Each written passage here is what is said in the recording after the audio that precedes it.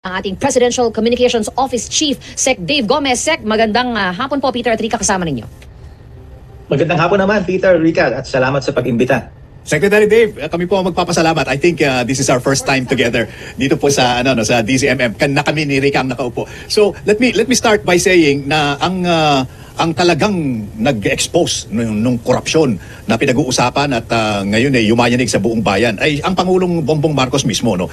Hulyo at 28 during his State of the Nation address. Ang mga nangyayari po ngayon, how is Malacanang seeing it? Ano po ang mood sa Malacanang ngayon? Narinig natin ang Pangulo nung huling ulat niya, no? Peter, at sabi nga niya na sinumulan ko ito at tatapusin ko ito, no? Ang Pangulo natin, hindi siya kukurap sa kahit anong mangyari, tuloy-tuloy lang ang trabaho natin na panagutin ang dapat managot, bawiin ang mga ninakaw na yaman at reformahin ang ating sistema. So tuloy-tuloy yan, hindi kukurap ang Pangulo hanggat sa huli, no? Sinimulan niya ito at tatapusin niya ito.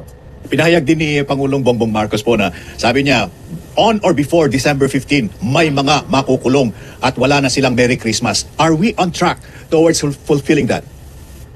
Isang linggo matapos sabihin ng Pangulo yan, nakita natin na naglabasan na yung mga arrest warrants, no? Kasama yung kay Saldico at may mga nahuli na at nakakulong na as we speak. Ngayon, isang kaso pa lang yun. Alam natin na napakaraming kaso ang iniimbestigahan ngayon ng ICI at ng DPWH at malapit nang isampa sa ombudsman yung iba. Yung iba nakapending na sa ombudsman. Ang ombudsman naman nakapaghaing na ng reklamo sa Sandigan Bayan kaya na-release na itong arrest warrants na to. So marami pa in the coming days and pinagarantihan ko sa inyo yung sinabi ng ating Pangulo, magkakatotoo yun bago magpasko. May ilang mga grupo po na ang panawagan ay bumaba sa posisyon na ang Presidente at ang Vice-Presidente. Ano po ang statement ng Malacanang dito? Again, ang Presidente, ang ating Pangulo, hindi madidistract sa mga ganyang panawagan. Ano? Meron siyang responsibilidad na dapat gampanan. At ito tugisin yung mga may sala dito sa anti-corruption campaign na ito. At gagawin ng Pangulo natin yan. He will not be distracted. Although yung mga calls na yan, yung mga reklamo ng sambayanan, nararamdaman namin, naririnig namin sila, alam namin galit sila, alam namin na naiinit na sila. Pero this is what I can say, no? We hear you, we feel you, and we will not disappoint you. The President will not disappoint you. Okay, Secretary, cutting to the chase, ano po? Ibang usapan po kasi yung, oo, may nakulong, pero nasaan yung mga balyena daw? Where are the big fish? Is that something achievable?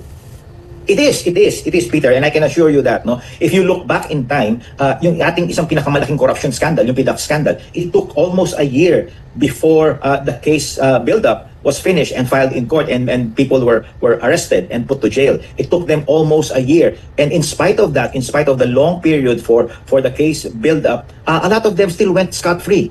Ayaw natin yung mangyari uli ngayon. Napakalaki ng ninakaw nila sa bayan natin. Kailangan solid, airtight ang ating mga kasong isasampa sa kanila upang pag nandun na sa korte, hindi lang ito madidismiss on the basis of technicality. Ayaw natin silang makawala pa at itakbo itong mga ninakaw nilang bilyones. Kaya siguro ang panawagan lang namin sa taong bayan is huwag kayong masyadong mainip. Ginagawa namin ang lahat na makakaya namin para makapagsampa ng airtight case. Ang sabi nga ng Pangulo, doon tayo tutungo kung saan tayo dadalhin ng ebidensya. Kaya kailangan matibay yung ebidensya natin para sigurado tayo. Kilala naman natin kung sino yung mga yan na lumabas na yung mga pangalan nila, nakita natin yung mga lifestyle nila. Ang gusto ba natin sila makalaya dahil nagmamadali tayo?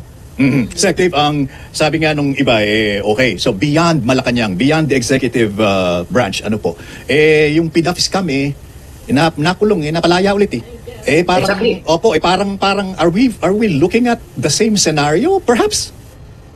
Definitely not. Yan ang iniiwasan natin. Kaya nga sinasabi ko, babalik ako sa sinabi ko kanina, kailangan matibay talaga yung kasong ihahain natin. So, sa ngayon, nagbi-build up tayo ng ating mga kaso, nag-iipon tayo ng mga ebidensya, and hopefully, the evidence will lead us to conviction of these people and mabawi natin yung kanilang mga ninakaw. And one final thought on this, Secretary Dave. Pasensya na po kayo, excited kami kasi ngayon lang namin kinakausap. Pasensya na rin, ngayon lang ako nakapag-guest sa inyo.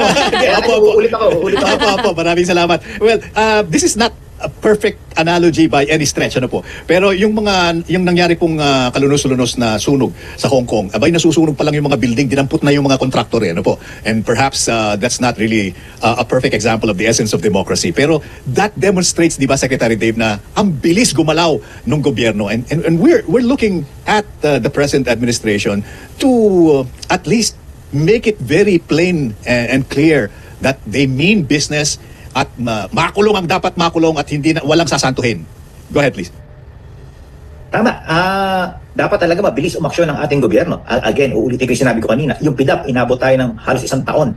Ngayon, 3 buwan pa lang makalipas ang mahiya naman kayosona ng ating Pangulo, may mga kaso nang naisampa. At marami pa in the coming days and the coming weeks, bago magpasko, mapupuno na yung kulungan ng mga magnanakaw. Promise! Promise. Hinintay talaga natin sabihin yun ni Sec. Sec, maraming salamat po sa panahon. Ingat po kayo. Thank you, Sec Dave! Maraming salamat thank you and good day to everyone. Thank you po. Alright. Ating Presidential Communications Office Chief Sec Dave Gomez. May promise na binitawan si Sec Dave sa atin. Abangan natin yan. All caps yun, ha? Oo. P-R-A-M-I-S. Exclamation point.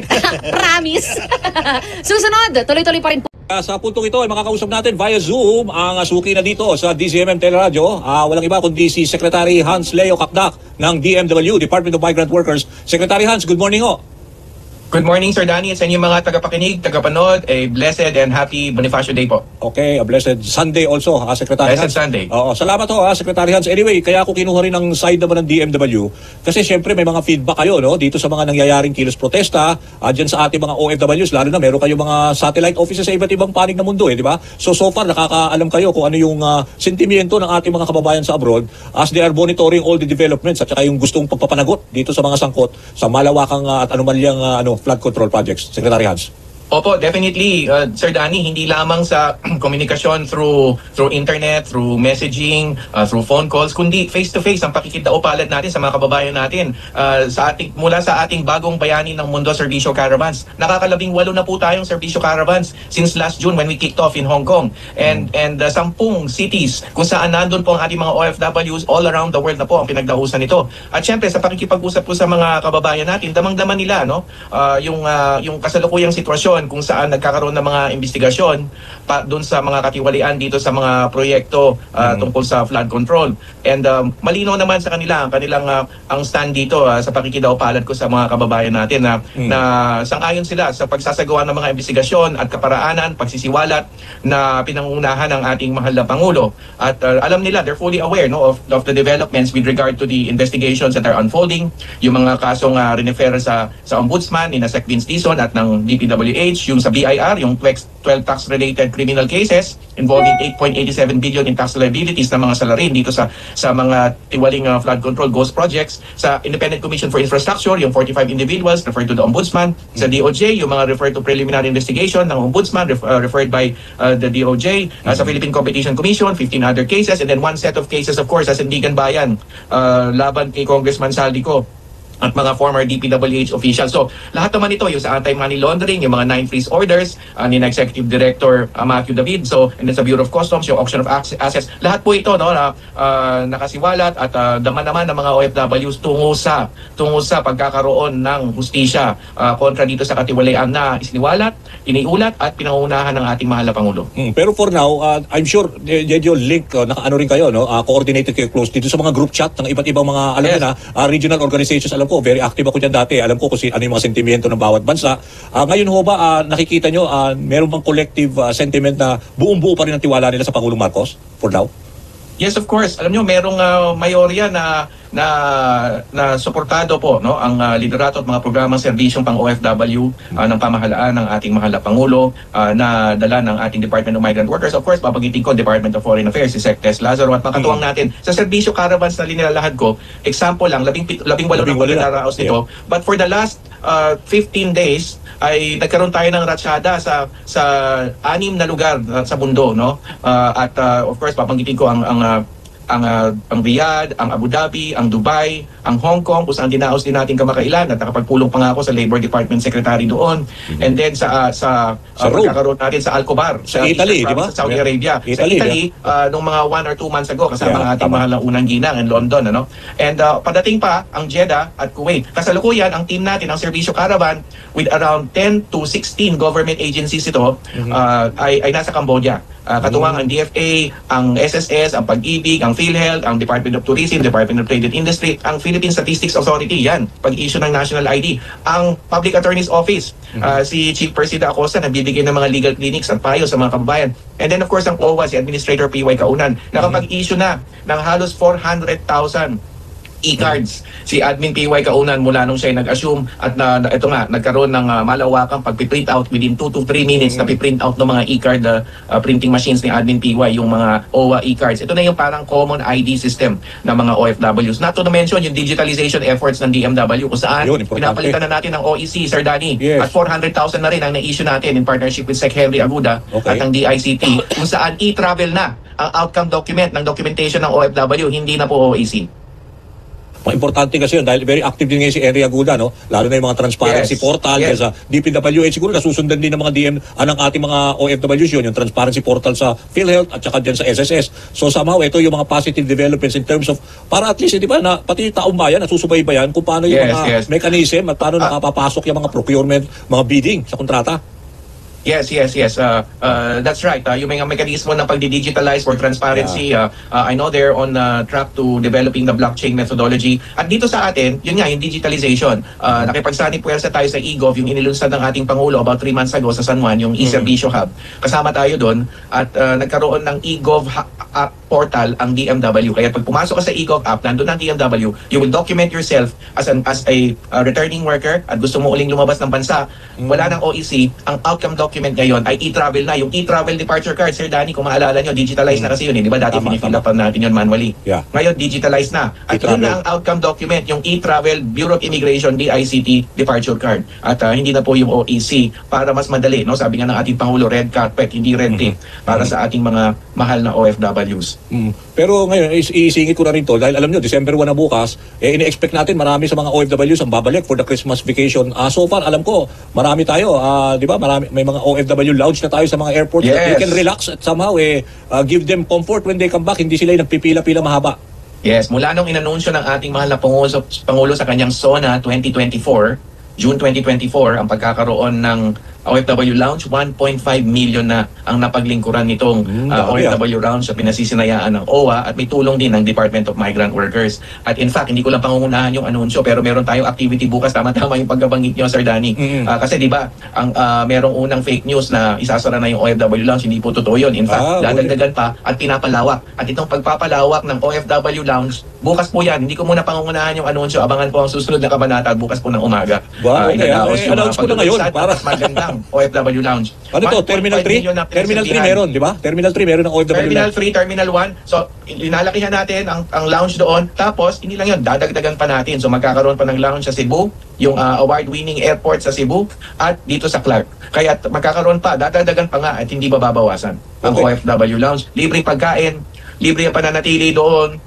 Doon sa mga gustong mag-overnight, si Sir Ramon Ang naman nakipagsanib puwersa sa NNIC, si Miss Cecil Ang nakipagsanib puwersa sa DMW OWA. Meron na silang itinayo doon na parang overnight facility doon Okay. sa mga nangangailangan within the airport na EF3. At hindi lang yon, sabi pa ng Pangulo, seamless dapat ang travel experience ng OFW. Kung so mapapansin niyo, Sir Danny, just right outside the OFW Lounge sa Terminal 3, nando doon na ang OTS, Transport Security X-Ray, ando na ang Bureau of Immigration, just within probably 100 to 200 meters away. Paglabas nun, gate na kagad. Ganon kadali ngayon. Yan ang literal na pinadali, red carpet, hindi red tape. Parang ano na ito, OTS, di ba si Gilbert Cruz na ngayon ng OTS? Yeah. So ibig sabihin, ano na to, parang special OFW lanes na sa immigration. Ganon, yes, di ba? Yes, paglabas literally talaga, Sir Danny, paglabas mo ng lounge, let's say within 100 meters, literally exclusively sa kanila lang. Andun na yung X-ray, yes. Yun, Andun na yung X-ray. galing, Andun galing. na ang Bureau of Immigration. Pagkatapos nun, maybe just 200, 300 meters from the lounge,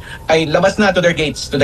Pero hindi lang dapat Terminal 3, Terminal 1, 2, pwede rin yan? Terminal 1 kasi meron lang konting limitasyon. Ginagawa rin ng paraan ng DOTR, sina Sec Banoy at saka si Sir Ramon Ang, yung setup doon kasi medyo iba lang, di ba? Iba yung setup sige. ng Pero something NAIF3.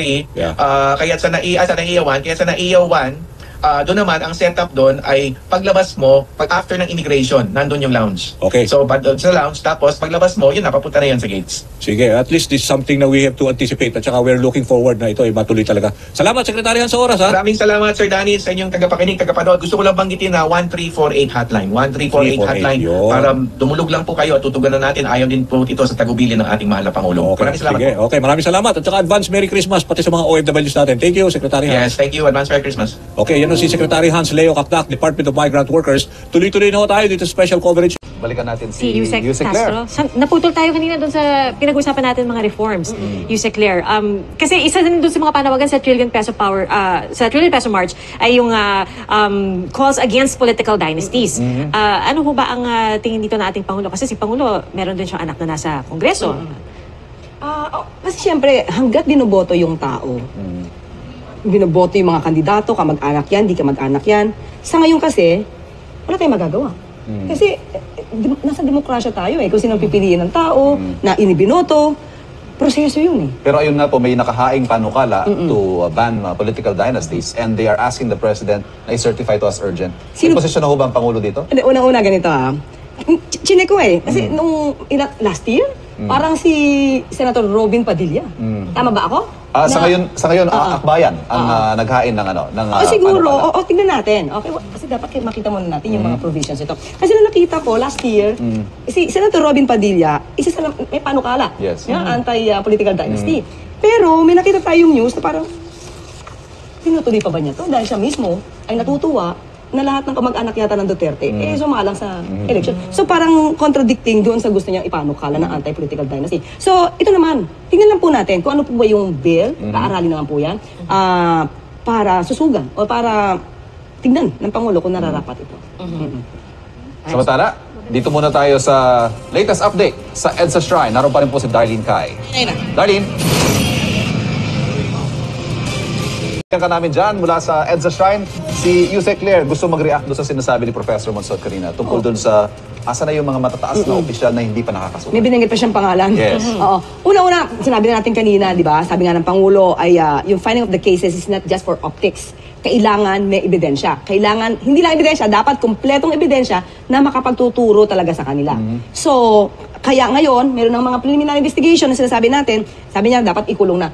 Ang hirap po kasi na magsabi ngayon at magsabi ng mga pangalan kasi baka maakusahan ang administrasyon, ang ombudsman, ang DILG ng prejudging. Hindi po tayo pwedeng magkaroon ng prejudgment dito. Masisira po yung sinasagawa talaga na malinis sa pag-iimbestiga. So kung magkokomento po ang lahat na dapat si ganyan na pailan na, dapat ganyan ikulong na, nang hindi pa po na nakikita na mabuti ng ombudsman yung mga ebidensya. So tapos sasabihin natin, dapat makulong na si ganyan bago magpasko. So prejudgment yun eh.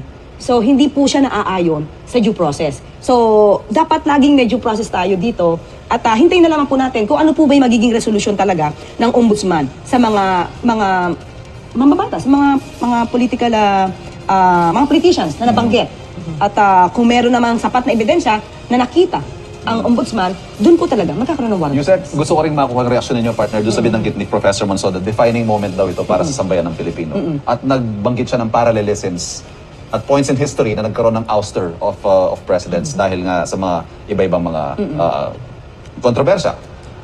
What do you think of that? Na ito po ay isang defining moment. Dapat talaga defining moment to. At sino ba nag-start maging defining moment ito? Kundi ang Pangulong Marcos Jr. Kung hindi ba siya nagsiwalat na to, hindi ba niya to sinama sa SONA na mahiya naman kayo? At iimbestigahan niya na malaliman ang nangyaring korupsyon dito sa mga anomalyang flood control projects? Mabubuksan ba ang isip ng tao? Nakatago ito. Bulag sila dito. So talagang dapat defining moment to, especially sa ating Pangulo dahil siya yung nagbukas nito. Kung hindi niya po ito binuksan at hindi po siya naggalit sa mga korap na to, nandiyan po ba kayo? Wala kayong malalaman kasi itatago ito.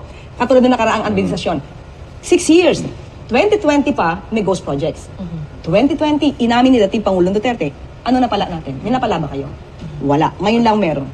Yusek, nabanggit nyo na mismo Pangulo ang nagbukas ito. Gusto kong balikan yan mamaya, Yusek, para pag-usapan natin kung na-anticipate ba ng Pangulo na ganito kalaki ang maging epekto ng kanyang pagsisiwalat ng SONA. Pero at parang nagkakaroon ng backlash din sa kanya mismo. Na pati siya nadamay na rin doon sa mga akusasyon. So, pag-usapan po natin yan mamaya, Yusek. Pero ngayon po, silipin muna natin ang... Tuloy na ho tayo. Ngayon naman, via Zoom, importante ring component ito dito sa mga nangyayaring kilos protesta.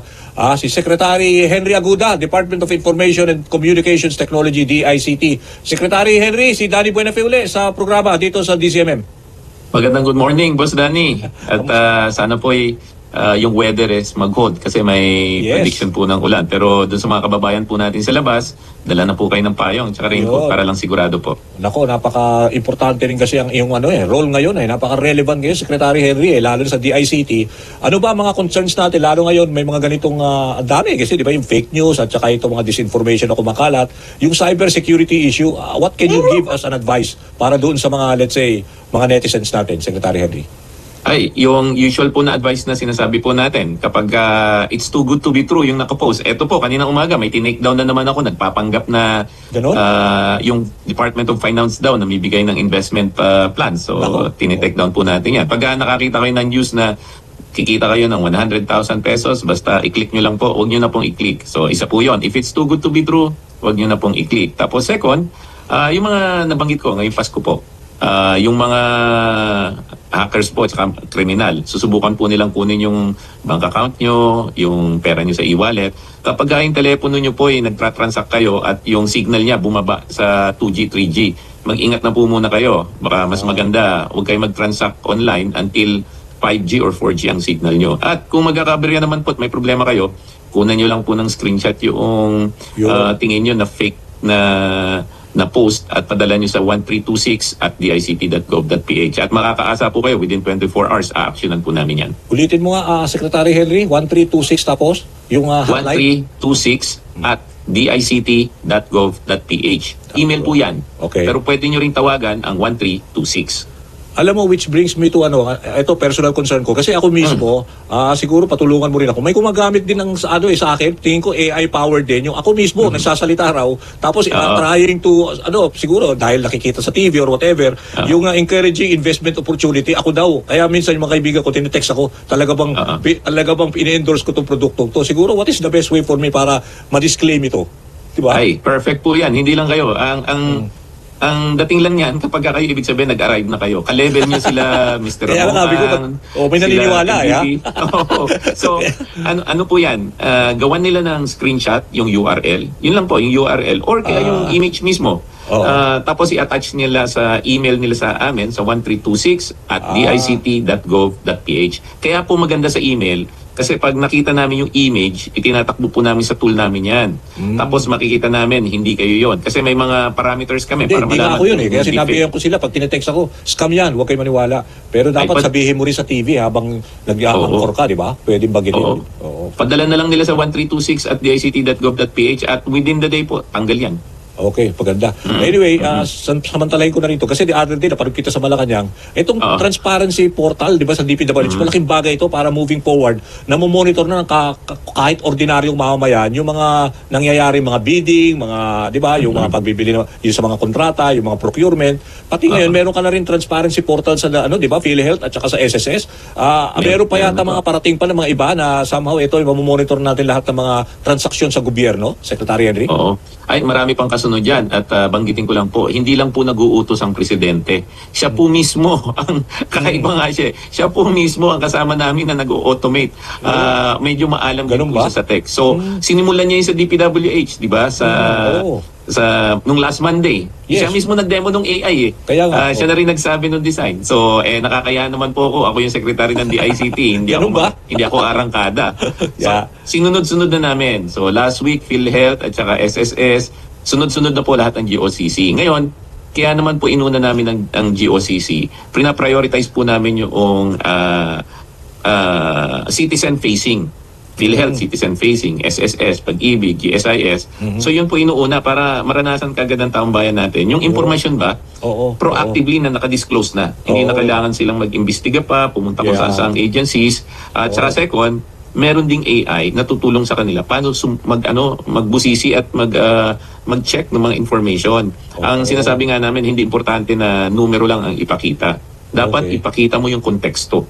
So sunod-sunod po yan hanggang matapos ang taon. Tapos ang GCG, yung pong ahensya na nagre-regulate na lahat ng mga GOCC, nakipag-ugnayan na po sa DICT. Baka maglabas po kami ng circular or department order that will be requiring all GOCCs to have their transparency portals na rin po. Ano ba yung Secretary Henry? Parang meron kang app? Paano ba yan? How can you use that? Gusto mo rin, kunwari, ordinary kang media na gusto mong silipin ang transaksyon na ginawa na itong DPWH sa ganitong particular place. Di ba? How will you do that? Or there is a particular website that you can access? Technically, it's a website. Okay. Kung ano po yung website ng ahensya, nandun din po siya.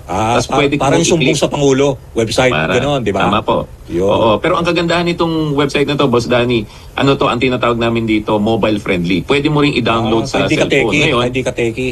Oo, kung hindi ka teki, pwede rin sa cellphone. Yung format niya, magbabago, depende sa device. So kung eto, ang ginagamit natin, desktop, iba yung format. Pagdating mo sa cellphone, i-adjust niya yung format para mas madaling gamitin. Maganda po yan kasi minsan yung ibang tao, hindi pa familiar sa geography ng Pilipinas. Yan po, visually makikita nyo sa mapa. O dito sa LGU na to, ano ba ang performance ng claims processing ng, let's say, PhilHealth. So magzo-zoom in ka sa LGU. Sa SSS, ganun din po. Sige. Okay, naku, maganda. Kailan din yung bago tabi bitawan, yung mga katulad ng mga BIR, BOC, Bureau of Customs, yung mga, di ba, yung mga prone sa anomalye. Malapit na po yan. In fact, dun sa customs po, may magandang announcement po kami. Hindi ko na pangungunahan.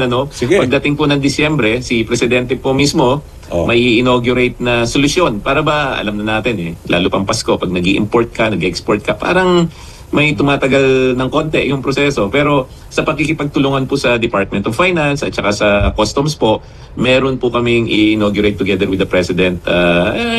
Ilang tulog na lang. At kasunod po dyan yung Customs. Yung BIR, ganun din po. Nakipag-ugnayan na rin po kami sa BIR. Before the year end? Before the year end? Okay, good. Sana po, mararamdaman po ng taong bayan before the year end. Okay. Sige, maraming salamat. Good news yan. Thank you sa oras mo, Secretary Henry. Anytime, Boss Danny, at saka sa mga kababayan po natin, have a peaceful Sunday and a blessed Sunday po sa inyong lahat. Okay, maraming salamat. Yan ho si Department of Information and Communications Technology, DICT, Secretary Henry Aguda. Kuha muna tayo ng flash report. Mga kapuso, nasa linya natin si Undersecretary Claire Castro, ang Palace Press Officer. Undersecretary Castro, magandang umaga, ma'am. Yes, good morning. Good morning, Weng. Good morning po. Maraming salamat po sa pagkakataon na makapanayam kayo. Ano po ang take ng Malacanang? Ano po ang inyong sentimiento dito sa nangyayari po mga protesta ngayong umaga hanggang tatagal pa mamayang hapon, ma'am? Yes, oo. Even before, sinabi naman ng Pangulo na ang freedom of expression ay iginagalang ng administrasyon na ito. At alam din naman natin kung anong panawagan ng mga kababayan natin para panagutin ang mga sangkot at hindi naman para mag-discab. So, ito po naman ay sinasang-ayunan din ng Pangulo dahil lahat po tayo ay may karapatan na magalit sa nangyayaring mga anomalya patungkol dito sa flood control projects at mga ibang infrastruktura. So yung buod ng panawagan dito sa mga protestang ito laban sa korupsyon, suportado po yan ng Administrasyong Marcos? Ang freedom of expression ay talaga pong sinasang-ayunan at ginagalang ng ating Pangulo. Huwag lamang po silang lalabag at alam naman natin ang Trillion Peso March ay hindi naman po yun ang naisin nila. Lihitimo naman po ang kanilang sinisigaw sa ngayon. Meron lang ma'am, kasama doon sa grupo ng mga nagpo-protesta, and I understand ito yung nasa may bahagi po ng Luneta. Ang panawagan nila ay resign BBM at saka resign VP Sara ano po ang reaksyon ninyo doon? Sa akin na dinig, no? Sa akin na dinig na nakapanayam, hindi talaga sila para pababain ng Pangulo. So, siguro mayroong ibang adhikain yan. Muli, hindi naman makakaganda sa bansa natin kung patatantusin natin ang Pangulo sa ngayon. Ma'am, kunan ko na rin po kayo ng reaksyon doon sa mga kaganapan, lalo na nitong Friday. Ito pong si Henry Alcantara ay nagsauli na ng 110 million pesos cash at ito'y bahagi daw po ng restitution. Ang kanyang kahilingan lang, maging state witness siya kapalit nito. Kayo po sa Palasyo, ano ang take ninyo doon? Ano ang inyong posisyon sa bagay na ito? Naku, Weng, depende na po yan sa magiging outcome.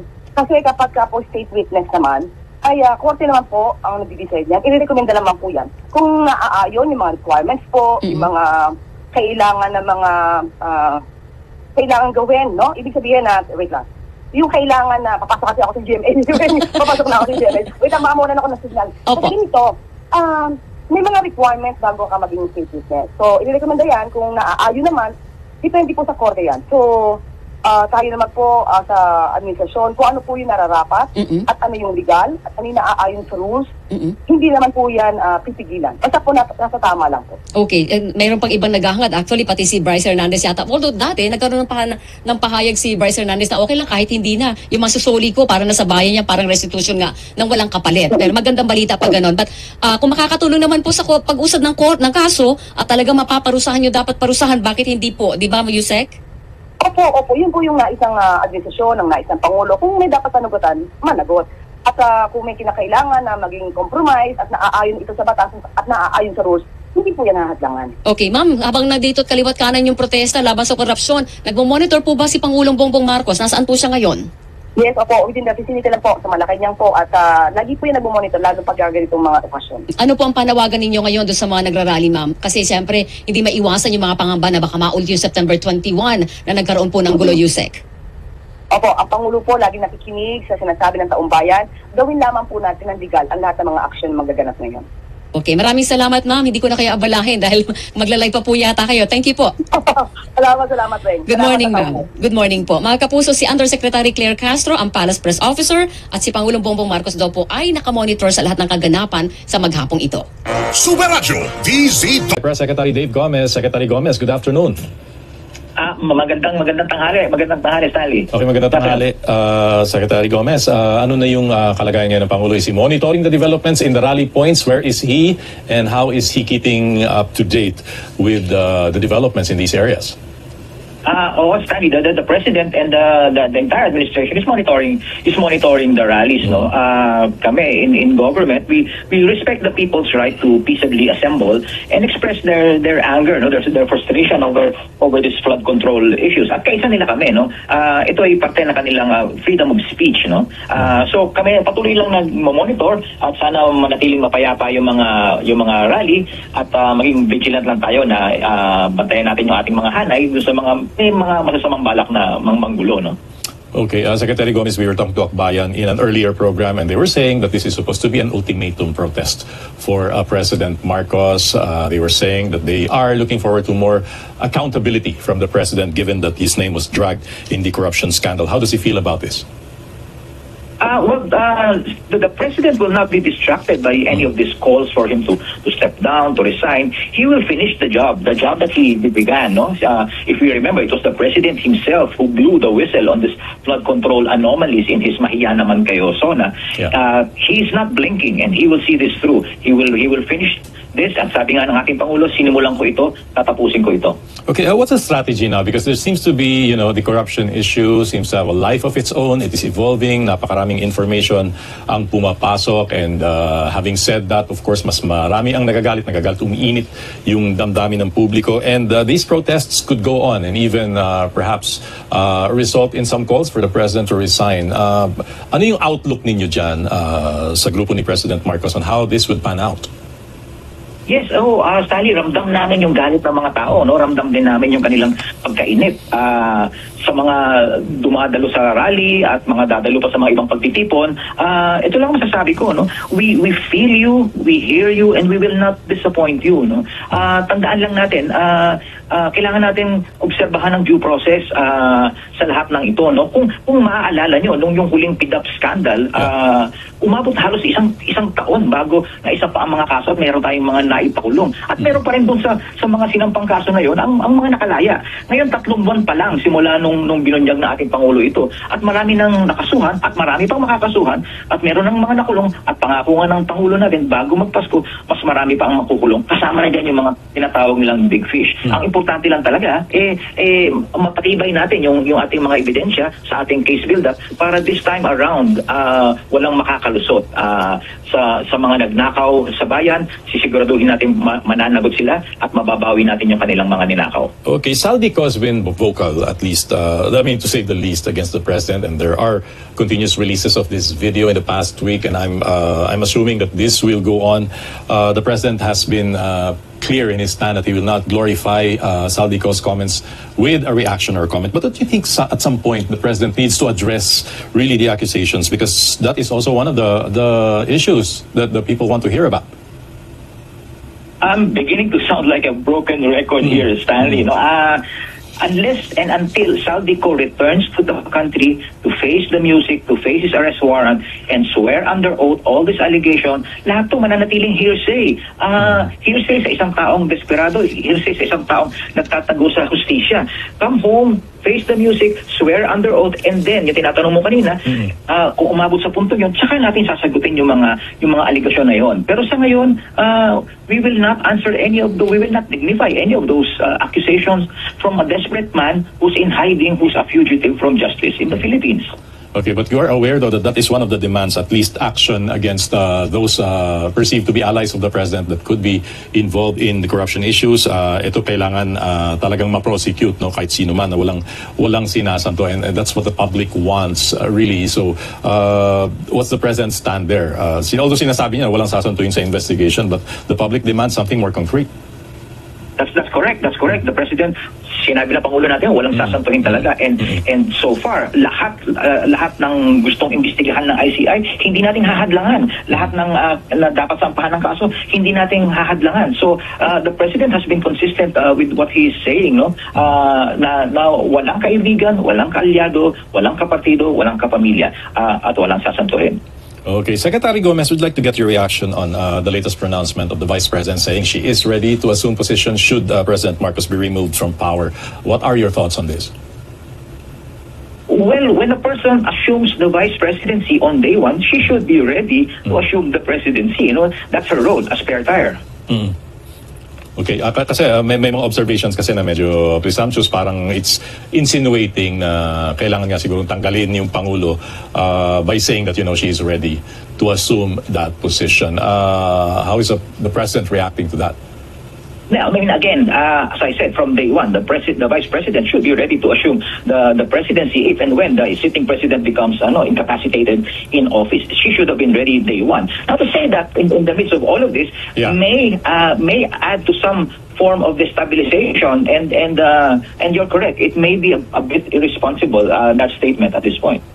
All right. So the protests will continue throughout the day. I would assume. Where will you be? Where are you actually right now? We're monitoring the situation right now with my team, Stanley, no? And again, sabi ko nga, sana manatiling mapayapa yung ating protesta today, no? Hindi maganda yung forecast sa weather, baka daw umulan. Sana may dalang proteksyon yung ating mga mamamaya laban sa ulan, ano? At yung panawagan ko kanina to remain vigilant against all of those who may attempt to sow chaos and violence sa ating mga peaceful rallies, dahil again, yung peaceful rallies natin is part of a healthy functioning democracy. Okay, but for the first few hours of the rally, at least ano yung assessment ninyo? Mas malaki ba ito? Mas matindi ba ito kumpara dun sa mga nagdaan? Yung first few hours nakikita namin na maraming ang dumalo, no? At naririnig namin yung kanilang mga panawagan. Again, sana manatiling mapayapa ang rally at patuloy at matapos na mapayapa yung ating rally ngayong araw na to. Okay, Press Secretary Dave Gomez, maraming salamat po. Maraming salamat, Stanley. Thank you for the opportunity. Magandang araw po sa kanilang lahat. Magandang araw din po sa inyo. Moving on now, despite police barricades and permit dispute. At sa punto ito, makakapanayan po natin dito sa studio para sa Press Officer Undersecretary Claire Castro. Yusek Claire, welcome. Good morning. Good morning. Good morning, Yusek. Good morning, Ivan. Good morning sa lahat ng mga kababayan natin na nanonood sa inyong programa ngayon. Dami natin pag-uusapan, Yusek. Mukha nga. Unahin natin, Yusek, yung mga kilos protesta nakita natin kanina. Habang nagre-report po yung mga kapuso natin sa iba't ibang lugar, kasama natin dito si Yusek Claire. Ano ho ang reaksyon ninyo sa nakikita ninyo? At ang Pangulo, nasaan po siya ngayon? Saan siya nagmamonitor ng mga pagkilos? Kanina pa natin sinabi na kapanayam ako ni Weng Salvacion. Sabi nga natin, even before, ang Pangulo kasi nirespeto niya yung karapatang pantao sa kanilang pagpapahayag, freedom of expression. So, kahit nga ang Pangulo, sinabi niya kung hindi siya presidente, malamang nandiyan din siya sa labas at sumisigaw ng katarungan para sa pondo ng bayan. So kung ano yung nakikita natin ngayon, hanggat hindi naman sila lumalabag sa batas, hindi naman po yan pipigilan ng Pangulo. Dahil alam po ng Pangulo yung hinaing ng taong bayan. So, ngayon po nagmamonitor pa rin po ang Pangulo. Nasaan po siya? Nangyari. Within the vicinity po, sa Malacanang. Nasa Malacanang. Masasabi ba natin, Yusek, na ang Pangulo ay unbothered? Tama ba yung salitang unbothered by all the protests going on? Kasi sabi niyo po, parang nag-tune out siya dun sa tinatawag niyong ingay for the calls for resignation, yung mga talks of destabilization. Hindi natin masasabi na talaga unbothered. Kasi politikang issue to eh. At hindi lang naman isang araw ito na protesta, nakaka-apekto rin naman to sa pangkalahatan. Sa ekonomiya, sa impresyon ng ibang bansa sa atin. So hindi masasabing unbothered siya. Kumbaga, kampante lang siya dahil alam niya yung ginagawa ng tao ngayon ay para mapanagot ang mga sangkot. Pero hindi magpapakampante to the point na hindi niya papansinin. So lahat po na nakikita niya po ay mensahe ng mga taong bayan, makikinig po siya. Actually, ay tatanong ko kung was there a point dito sa serye, series na po ito serye ng mga kilos protesta, that the President felt threatened? Hindi ko nakitaan kasi ang Pangulo. na felt threatened siya. But sabi nga natin, pero sabi naman niya, hindi siya magpapakampante. Yes. Hindi siya magpapakampante kasi nakikita din naman niya na maraming kababayan natin na hindi na maganda yung pakiramdam sa nangyayari sa korupsyon. So, ito, welcome to sa pakikinig at pakikinggan niya lahat. Pero may mga ilan kasi, may mga ilan-ilan na gustong maghasik, no, ng kadiliman dito sa gobyerno natin na ang gusto ay pababain ng Pangulo. So, hindi siya pwedeng magpakampante. Kailangan laging handa. Yusek, nakita natin lately na mismong si Pangulong Bongbong Marcos siya ang nag-aanunsyo, di ba? Siya yung nagsabi na dapat bago magpasko, may mga nakulong na. Siya rin yung nagsabi na may mga inilabas ng warrant of arrest. Ano po ba yung mga hinahabol pa ng Pangulo sa putong ito? Na talagang meron ba siyang clear timeline bukod dun sa by December 25? Dapat may mga nakukulong na. Yes, yun naman kasi nakikita natin dapat mabilis ang pag-aksyon. Dahil sabi ng Pangulo na marami na naiinit na kababayan natin. Kung kaya naman agad isampahan ng kaso at nandiyan ang ebidensya, huwag na magpatumpik-tumpik sa ng kaso. At siguro dahil inanunsyo na rin ng Pangulo na ang tao gusto mabilisan, yung mga ibang sektor ng gobyerno, mga institusyon, hindi rin sila magpapakampante. Alam mo yun? So parang may call sa lahat ng ahensya na involved dito, kumilos kayong lahat. Pero nabanggit niyo po yung gusto ng mga mamamayan, mabilis na aksyon. May mga naiinip po, yung sector. Bakit daw hanggang ngayon, iisang kongresista pa lang ang nasasampahan? Ang mga nakukulong, mga unknown, mga hindi natin kilala na DPWH officials sa mga probinsya. Bakit yung mga umamin na, ghost projects, halimbawa yung mga Bulacan Boys, yung ito sina Bryce Hernandez and Henry Alcantara, very obvious naman yung kanilang partisipasyon, ang kanilang kasalanan, bakit hindi pa rin sila nakakulong? Okay. Meron kasing pagkakataon na kailangan ka pa na ebidensya. Okay? Kumpletohin yan. Yung mga nasampahan na kaso, it means, sa mata ng ombudsman, kompleto na to. Kaya isinampa na to. Kaya nirekomenda na isampa na to sa Sandigan Bayan. And after that, yung Sandigan Bayan naman, sila nag-issue ng warrant of arrest. So, may mga pending pang preliminary investigation sa ombudsman, sa DOJ. Hindi kasi, sana may unawaan to ng mga kabayan natin. No? Kasi ito yung mundo ko eh. Bago ko pumasok dito sa pagiging press officer. Ang pag-aanalisa ng isang kaso, hindi nadadaan sa isang tulugan. In just one night, meron ka na boom, meron ka ng case. Hindi po ganun eh. Kasi sa dami po ng ibinibigay na dokumento, pagsampa, minsan nakita niyo po nung nagsampa si Assistant Ombudsman, karton-karton, yung mga papel. Hindi pwedeng porkit pinasa mo ngayon, tapos bukas meron ng resolution. It would be unfair sa respondents naman na hindi aaralin porkit sinampa ng Ombudsman. Or rather, sinampa sa Ombudsman or agad-agad ang ombudsman may resolution. Aaralin po yan. Yun po yung natawag nating due process. So sa mga kababayan natin ngayon, wag po kayo ayoko namang utusan, wag kayo mainip. Naiintindihan po namin na naiinip kayo. Pero ang masasabi lang po natin, halos mag-aapat na buwan pa lang. Pero meron na po tayo mga issues. May BIR cases na na-file, meron na mga na-freeze na assets, meron na na-auction ng mga sasakyan, may mga kaso na po na nasampa, may mga warrants of arrest na po na-issue. In just 4 months or less than 4 months, as compared, hindi ko ito maiiwasang ikumpara, as compared sa 6 years ng dating administrasyon na walang ganitong nangyari. Walang malaki ang pag-iimbestiga, walang warrants of arrest na na-issue na katulad nito, walang hinahabol na anumang sangkot. So, kung ikukumpara po natin ang bilis ng administrasyon ngayon para mapanagot yung mga sangkot, mas makikita niyo po yung positive side. Kasi nakita niyo po, in less than 4 months, nandiyan na po yung ibang mga resulta. Sorry, very related question po ito kasi nabanggit kanina ni Akbayan Representative Percy Sendanya. Ang reklamo ng mga kababayan natin, yung mga kinakasuhan nyo, puro dilis at sapsap. Asa na yung mga balyan at mga pating? Mga malalaking isda ang hinahanap ng mga kababayan natin. Okay, marami na pong nakasuhan. May nirekomenda na pong kasuhan yung mga ibang mambabatas natin. Hintayin lang po natin muna dahil sabi nga natin, hindi ito basta-basta masasampadan ng mga lawyers din to. Magkakaroon to ng counter affidavits. So titignan niyan, babalansihin yan. Anong ebidensya ng mga respondents, anong ebidensya ng mga complainants. So kapag ka po naman nakita ng ombudsman na mayroon ng certainty of conviction, isasampa po agad ito sa Sandigan Bayan. So maaari pong hindi ganun kabilis agad. Pero sabi natin, less than 4 months pa lang, mayroon nangyayari. Pero iba po kasi pag sinabi natin due process. Yung ginagalang, yung due process. Okay, sasabihin natin, dilis lang ang nahuhuli sa ngayon, dilis man yan, malaking isda man yan, may napapanagot dahil may nagnakaw sa pondo ng bayan. Yusek, isa po sa mga nabanggit kanina, no, nung mga nagkikilos protesta, gusto rin nilang makita ng institutional reform. Yung tinatawag nilang totoong reforma na, syempre may makakasuhan, may makukulong, pero what happens next? What happens after this? So, ngayon ba, pwede na nating pag-usapan kung ano yung mga institutional reforms na nais ipatupad, halimbawa ng Malacanang? Unang-una, syempre, tignan natin sa kabinet. Kapag may mga issues ba, kailangan ba sila agad i-suspend? Kailangan ba sila mawala?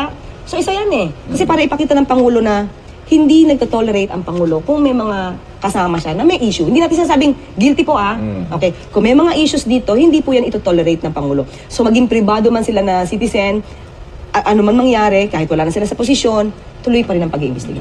Partner, mga kapuso, ganito ho kakapal ang mga listahan ng tanong namin kay Yusek. Pero pansamantala, pupunta muna tayo sa reports ng ating mga kasama. Kukuha tayo ng live update. Yan, si Rafi Tina. Malapit sa... Nasa linya po natin ang isa sa ating panauhin ngayong araw. Walang iba kundi si Secretary Henry Aguda ng Department of Information and Communications Technology o DICT. Good morning, Secretary Aguda, sir. Si Tuesday po at si Christian. Good morning, Secretary. Maganda good morning, Tuesday and Christian. At saka doon sa mga kababayan natin sa Connecticut. Sana po hindi masyadong mainit ngayon. Ay, ito, Secretary, nabanggit mo yan. Maingay po ang paligid natin ngayon, dito sa Metro Manila at sa ibang panig ng bansa. Pwede ko ba unahin na muna yung tanong tungkol dito sa mga ginagawa nilang mga rally? Ano po? I'm sure ang DICT ay aktibo ngayon sa kanilang trabaho, sa pagmamonitor o pagbabantay po online, laban doon sa mga grupo na posibleng mag-udyok ng gulo sa rally na ito, katulad nung nangyari noong September 21. Kumusta po naman ang inyong pagbabantay so far, sir? So far naman, as of last night, nung sinabit ko yung report ko dun sa taas, tahimik naman, peaceful. May mga mangilan-ngilan pero hindi siya katulad nung September 21. Yung September 21 medyo magulo talaga. Pero siyempre, hindi mo masabi. Kaya alam ko on the ground naman, nakabantay po ang PNP natin at DILG para siguraduhin na yung peaceful rally talaga maging peaceful po. Yes, Secretary, maaga pa kasi pero hindi natin alam habang umuusad ang mga oras. Baka posibleng may umiinit yung damdamin. Baka may alam nyo naman, ganyan kasi nung September na may mga nag-post. Na lumabas na, sumugod na. Wala, so far, Secretary, walang ganon. Sa mga oras na ito, wala pa. So far, wala naman. Yung kasi, yung sa September 21, 1 week before, medyo maingay na sa social media. Ito as of last night, medyo kalmado naman. Ang mas concern ng mga tao, para lang malaman nyo yung weather. Kasi nga, may prediction na baka umulan. Pagtingin ko sa labas, maayos naman. Medyo maaraw naman. So, yun na lang siguro, paalala doon sa mga kababayan natin. Para masigurado, dala na rin kayo ng payong para kung umulan man mamayang hapon, may protection kayo sa weather. Secretary, quick follow-up lang regarding that. Bukod sa social media, may mga attempts ba yung mga grupo na to hack government system or government website so far? Nung last week, may nakita kami isa o dalawa, pero lang yun, the usual. Hindi namin ma-connect kung related dun sa rally. Kasi alam mo yung attempt naman tuloy-tuloy hindi naman tumitigil. Pero nothing unusual. And sasabihin ko nga, mas matindi pa nung September 21. Yun talaga ramdam namin a week before Pero ngayon habang papalapit yung November 30, normal pa rin yung mga attempts. Hindi nadagdagan or actually mas konti. Mas konti. Baka Christmas season na rin kasi. Kaya, usually kasi yung ganyan sa cyber, nagpikpik yan yung mga November. Tapos pagdating ng Christmas, lumilipat yung mga hackers dun sa financial crime. Kasi madalas nagtatransact ang mga tao. Tapos ngayong weekend, nakafocus sila dun sa mga yung si catcher, yung mga online banking. Well, yun naman ang pinoprotektahan natin ngayon. Secretary, yung nakaraang September 21, di ba may natukoy kayong grupo doon? Kumusta na po ba yung pakikipag-ugnay? At umami naman sila. Sabi nyo, nakipag-ugnay na kayo sa kanila. Ano po ang development doon? Yung unang nasabi, yung anonymous.ph. Nagsabi naman sila, wala silang kinalaman sa violence and they promote peaceful assembly and peaceful expression. Ay ngayon po, walang problema. Sila I think to them, they're in solidarity with peaceful expression of mga kababayan natin. Usually po sa mga ganitong mga attempt, lalo na yung ibang grupo na ang sadya ay yung talagang lumikha lang ng tensyon ba? Mang-urot, alam mo yun? Lituhin ang tao, ganyan. Mayroon ba tayong nahuhuli sa mga ganyan? Meron po kaming mga sinasubmit sa PNP and BI na mga grupo. I think sila na bahalang sumagot kung ano na yung status ng case nila, lalo na dun sa September 21. Ngayon naman po, pag may nakita kaming, kabantay kami, pag may nakita kami na masasamang post na baka mag-create ng on-ground violence, yung binabantayan po natin, yung tinatawag na online to on-ground conversion para magkaroon ng violence. Yun po naman, nakabantay kami. So far, tahimik, pero as I've said, it's early in the day. Noong pong September 21 kasi, mga bandang 3 3:30 ata nangyari yung gulo eh. Yes. So, tutok kami ngayon. Ano ba ang tinitignan ninyong parang criteria, kung pwede kong tawagin Or keywords. criteria? O keywords. Kasi yung iba parang dinadaan na sa code eh. Oo, para kinukubli sa ibang pananalita. Pero alam mo yung ibig sabihin. Oo. Paano nyo ina-assess yun para sabihin na isang uri na pala ito ng pang-audio o paglikha ng gulo? Actually, hindi lang kami. Yung mga social media platforms mismo, tulad ng Meta, saka TikTok, sila may mga keywords na yan. Yung mga tipong sunog, for example, o kaya manggulo, o kaya yun, nafi-filter out na nila. So kami, ang sinasalo na lang namin siguro yung natitirang 1% na lumulusot sa kanila. Yung kami naman, may mga investigador kami na tipong pag-coded, ayan, na lumusot doon sa filtering ng mga platform, dyan na kami gumagamit ng human intel, tapos doon na kami nakikipagtawagan. Tapos flag namin uli sa Meta o sa mga platform. Uulitin ko po, yung CICC po, wala po kaming police power. So pag may nakita kaming ebidensya o kaya tendencies, ang tawag namin dangerous tendencies, pinirefer po namin sa platform para tanggalin. Tapos yun namang ma-identify namin na individual, rine-refer po namin sa law enforcer, sa police at sa NBI. So parang ang papel ng DICT, CICC ay tukuyin lang na yung post na yon ay may something na hindi gagawa ng mabuti. Tapos ang bahala na mag-take down nun ay yung platform. Opo, tama po. Yung platform naman mabilis. Ang kagandahan ng nangyari itong taon na to, siguro naririnig niyo ako na nakipag-ugnayan na ako hanggang kila Mr. Mark Zuckerberg. Ang kagandahan po niyan, dahil sa pakikipag-ugnayan natin, bumibilis po yung paglinis ng mga toxic content sa internet. O hindi lang po sa related sa destabilization or secession, related din po yan sa online illegal gambling, child exploitation, human trafficking. So lahat po ng bawal, mas mabilis na po kaming nakaka-identify at mas mabilis na tinatanggal ng mga social media platforms. Ayan, good to know. Na at least kahit paano ngayon medyo bumilis-bilis na yung proseso ng pagpigil sa ganyang Saka may sistema na. may sistema ng sinusunod. Dito tayo mapunta, Secretary. May utos si Pangulong Ferdinand Marcos Jr. na gawan ng transparency portals yung mga ahensya ng gobyerno. Pangunahin na nga po sa nailunsad ninyo kamakailan ay itong GPWH. Una sa lahat, ano po ba ang layunin itong paglilikha natin ng mga transparency portal? Well, hindi lang sa inutos ng Pangulo yan, siya mismo yung nanguna na mag-launch. So, he leads by example. Nakita niyo po yung sa DPWH, sila po ni Sec Vince, at saka magaling yung mga tao nila Sec Vince, inuna na po nila yan. So, in-launch nila nung Monday, tapos nung Tuesday, si PhilHealth sumunod, nung Friday naman, si SSS. So, yung utos po na yan is, yung bang pagka taong bayan ka, tapos gusto mong malaman ng ginagawa ng SSS, dapat may proactive disclosure. SSS man, PhilHealth, o anumang ahensya, proactive dapat yung disclosure na nandun na, madaling makita. Hindi ba yung iisipin mo pa, ano ba yung dapat kong itanong dito sa ahensya na to? Yung sa transparency portal, proactive na nandyan na. Tapos second, may complaints mechanism ka dapat. Doon mismo sa portal, pag may nakita ka sa mga datos na parang kakaiba, immediately may AI magtatanong ka. Tapos yung AI magsasabi sa'yo kung ano yung interpretasyon ng datos at kung ano yung pwede mong gawin in case hindi ka pa rin satisfied. So ang utos po ni Pangulo is gawing mas madali na masuri ng taong bayan yung budget, transaksyon, lahat ng kalakaran sa gobyerno. Hindi na kailangang magkaroon ka ng investigative journalism na respetado po tayo sa kanila, pero alam na naman natin pagka investigative journalism, mahabang proseso po yan. Right. Dahil iimbestigahan nila, i-verify yung facts, etc. Ito, sila na mismo ang parang investigative journalist. Yun ang gusto ng Pangulo para wala na bang question sa mga ginagawa ng gobyerno, lalo na sa paggamit ng pondo. Secretary, aside from DPWH, yan ngayon nilaunch ng Pangulo last week, ano pa yung mga ahensya ng gobyerno na priority natin to have the same platform? Well, yung priority po, ang prioritization is yung may malalaking budget. Kaya inuna din yung yung DPWH. Right. So kasunod na po dyan, kung malaking budget, DepEd ang susunod, Agriculture susunod. Ang problema lang namin doon sa mga yon, per ahensya, maraming attached agencies. So mahirap kasing ipakita na, DOH, tapos yung 40 attached agency, parang hiwa-hiwalay. So inaayos na po yon. Now, in the meantime naman, yung mga public-facing services tulad ng SSS, GSIS, yung bang low-hanging fruit na madali na naming i-publish sa transparency portal, inuuna na po. Kaya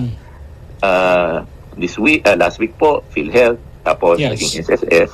Next week, iaabang na po natin si GSIS, Pag-ibig, si Napocor, yung mga GOCCs po. Kasi si GCG, yung nagko-control po ng mga GOCC, maglalabas po ng order na lahat ng government corporate organizations, dapat meron na pong transparency portal.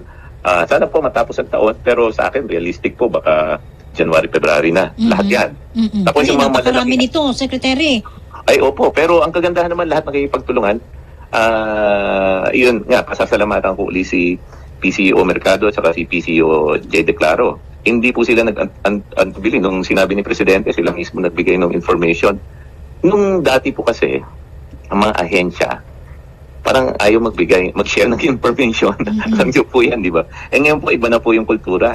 Lahat kailangan gusto bukas mag-share ng lahat. information. Oo, lahat Bukas sa publiko. Oo. Wala na kailangan letter, request, direkta na. May formalities, pero interagency may formalities pa rin kami para nakadokumento. Pero pag ikaw yung taong bayan, dapat nakahain na sa'yo yung yung information. Hindi ba yung ikaw pa magluluto? At yung naiintindihan mo. Oo, at saka naiintindihan mo. Alam mo kung sinigang siya, alam mo kung barbecue siya. Kasi yung datos lang, hindi mo maintindihan. Oo, ganun dapat. So with that, Secretary, aasahan namin in the coming days na madadagdagan yung iba pang agencies na magkakaroon na rin ng transparency portal para kami, halimbawa may tanong kami, dyan na kami titingin. At pwede Tagalog, Mamo, ha? Oo, may Tagalog version. Oo, yung chat AI niya, kahit na Ilocano, kahit na Bicolano, kahit na anong lengguwahe. Kasi nga ang problema nga, yung kababayan natin minsan sa labas ng Metro Manila, bibigyan mo ng technical na buzzwords, tapos itatagal, ang hirap din itagalog, di ba? So, dapat doon sa lengguwahe nila. Tapos kung medyo may malabo pa, yung AI mismo magtatanong, how can I clarify this further? Di ba? Alright. Hindi pa dito nagtatapos itong panayam natin sa iyo, Secretary, ha? Magpa-follow up kami in another date, sir, ha? Tatawagan nga namin ulit. At least bago magtapos ang taon para malaman namin kung ano yung iba pang nadagdag na agency na nalagyan nyo na ng transparency portal. Salamat, Secretary, sa oras po ninyo. Magandang umaga po. At huwag kayong lalapas ng hindi kayo sure kung saan kayo dadaan, Sec, ha? Baka matraffic kayo, maraming rally. At baka umulan. Oo, at saka yun din, maraming salamat din, and doon sa mga kababayan po natin sa labas po, ingat po kayo, at we support the freedom of expression, and nandito po kami para tulungan kayo na we keep it peaceful. At pag umulan man, alam ko, magdadala ata ang mga ahensya dyan ng mga raincoat just in case lang. Thank you, Secretary.